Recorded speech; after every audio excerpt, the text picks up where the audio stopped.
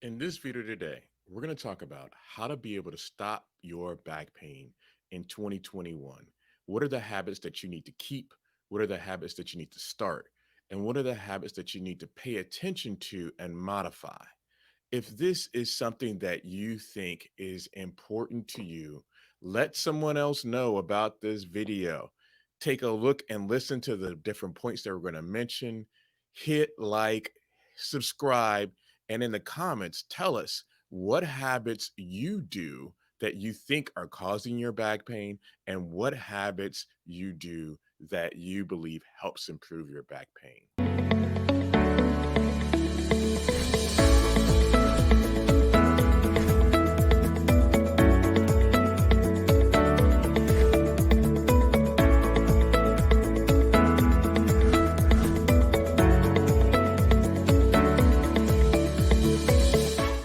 All right, so we're going to talk about New Year's resolutions and how to be able to improve your back pain. So, one of the number one ways to be able to improve your back pain is by stopping smoking. In the top left hand corner, we can be able to see the incidence and prevalence of back pain between smokers, formers, and non smokers. And we can see there is a statistical difference between those people who smoke and those people who have back pain. There's a number of things that cause it. We know that there have been studies that have looked at greater than 73,000 people who have a higher prevalence of low back pain in smokers compared to non smokers. And there's a couple different ways to be able to try to treat it. But the fact of the matter is, you're really going to have to more than likely buckle down and use some degree of self control to be able to stop smoking. And that's way easier said than done. You can try using different pharmacologic agents to try to be able to improve that. But let's really tell you what are some of the technological ways that you can do that as well. So, one of the ways is by using the aspect of a smartphone app. And there's a smartphone app that's called Livestrong My Quick Coach that has phenomenal reviews that can help improve your ability to be able to decrease cravings and improve good habits of stopping smoking. So the next number two item on a habit to be able to improve back pain is posture improvement. We know that repetitive activities of sitting, lifting, and carrying items can result in muscle tension and tightness. And we really need to be able to improve our ergonomics. Sometimes that's much more difficult to do than actually what is touted. Someone who says, just sit up straight, that's really easy to consider when you're in the moment of thinking about it, but sometimes you're not in the moment of thinking about it. So, how can you be able to facilitate that?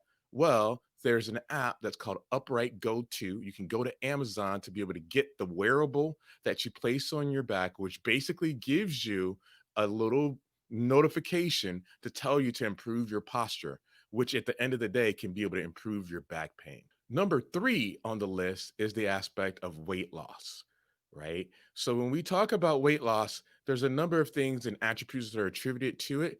But the fact of the matter is, increased weight can certainly cause pressure on joints.